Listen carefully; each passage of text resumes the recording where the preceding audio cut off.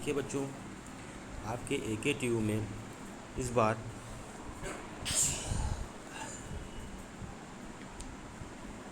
Multiple choice question पूछे जाएंगे।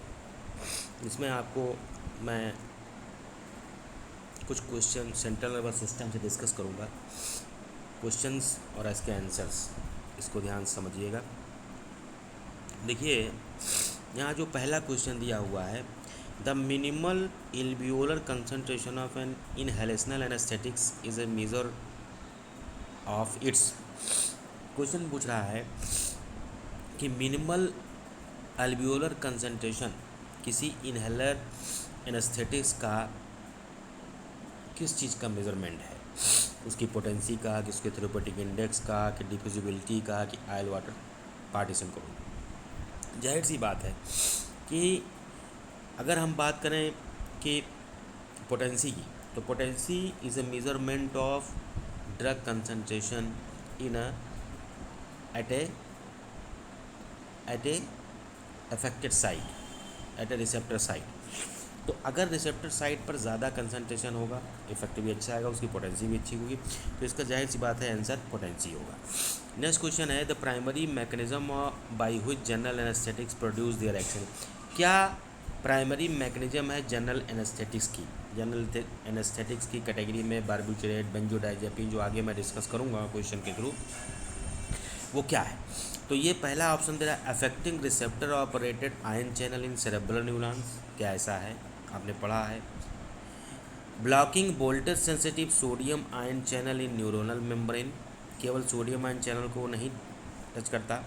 Depressing metabolic activity of cerebral neurons, या blocking production of high energy phosphate in the brain. तो देखिए, phosphate को तो ये कभी नहीं छुएगा, ठीक है। मेटाबॉलिक एक्टिविटी को भी ये टच नहीं करेगा। केवल सोडियम आयन चैनल को ये एक्टिवेट नहीं करता, ब्लॉक नहीं करता, बल्कि ये affect receptor operated ion channel को सेरेब्रल न्यूरॉन्स में करता है। नेक्स्ट क्वेश्चन है, general anaesthetics produce immobility in response to painful surgical stimuli by acting primarily at the. देखिए, ये कह रहा है कि अगर हम जनरल एनेस्थेटिक किसी को देते हैं तो वो जनरल एनेस्थेटिक्स आप कहाँ पर देंगे कि जिससे अगर कोई ऑपरेशन आप कर रहे हैं तो पेनफुल हो। जाहिर सी बात है स्पाइनल कार्ड में दिया जाता है। आपने देखा होगा अक्सर ऐसा कि स्पाइनल कार्ड में वो दिया जाता है। नेक्स्ट क्वेश्चन हमारा है कि which general anaesthetics selectively inhibit excitatory NMDA receptor. ठीक है, तो एक्साइटेटरी NMDA रिसेप्टर का मतलब क्या हुआ कि कौन सा जनरल एनेस्थेटिक है जो सेलेक्टिवली इनहिबिट करता है एक्साइटेटरी NMDA रिसेप्टर। ये आपके ब्रेन में होंगे। तो जाहिर सी बात है कि आप जब मोड ऑफ एक्शन पढ़ोगे जनरल एनेस्थेटिक्स का, तो उसमें एक आएगा एक्साइटेटरी NMDA रिसेप्टर्स का इनहिबिशन। तो उसका आंसर होगा कीटामीन। ये ग्रुप है कीटामीन। कीटामीन कैटेगरी की ड्रग है जो एक्साइटेटरी NMDA रिसेप्टर्स को इनहिबिट करती है। ठीक है, उसके बाद नेक्स्ट क्वेश्चन है, इफ़ ए पेशेंट बीइंग एनेस्थाइज्ड। ध्यान समझिए क्वेश्चन को। अगर कोई पेशेंट को एनेस्थीसिया गया with either in unconscious, has regular respiration, blood pressure, heart rate are normal, corneal reflex is present and eyeball are roving, the patient is in. आप KD Tripathi में जाएंगे, वहाँ जनरल एनेस्थीसिया आप देखेंगे तो वहाँ स्टेजेस दी हुई हैं। हर स्टेज की अपनी एक स्पेसिफिक कंडीशन होती है।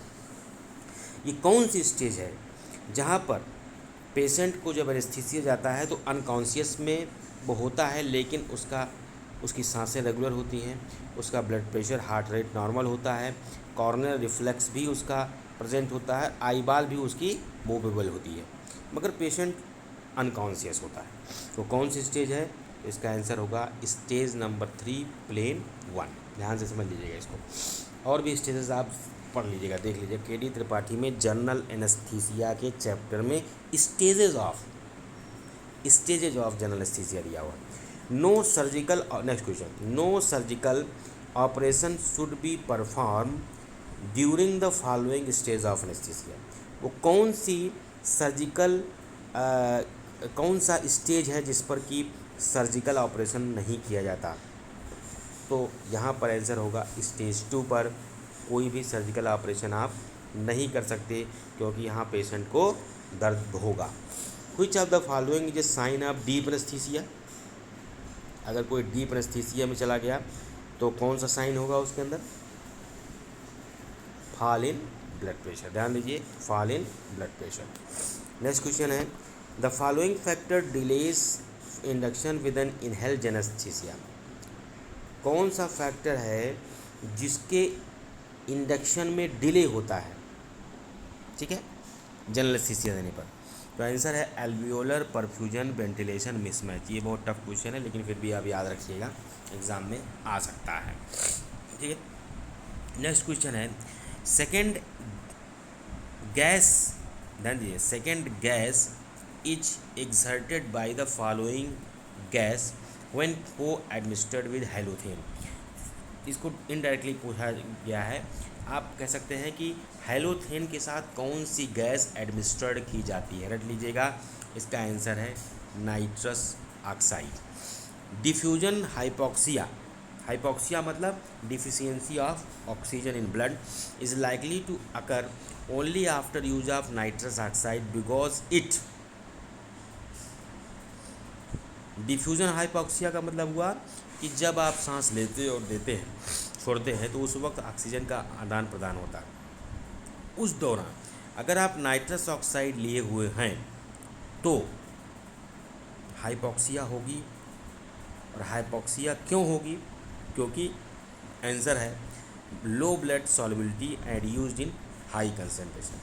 हाई कंसंट्रेशन में आपने दिया और नाइट्रस ऑक्साइड की सॉल्युबिलिटी भी लो है, तो आंसर इसका हो जाएगा low blood solubility and it's used in high concentration.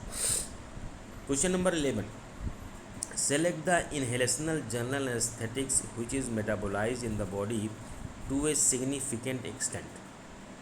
कौन सा general anaesthetics inhalational general anaesthetics है जो कि बॉडी में सिग्निफिकेंटली मेटाबोलाइज हो जाता है?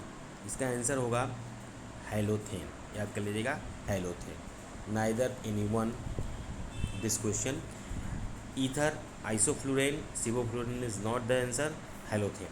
The following anaesthetics can be used by open drop method. कौन सा एनेस्थेटिक्स है जो ओपन ड्रॉप मेथड के द्वारा यूज़ किया जाता है?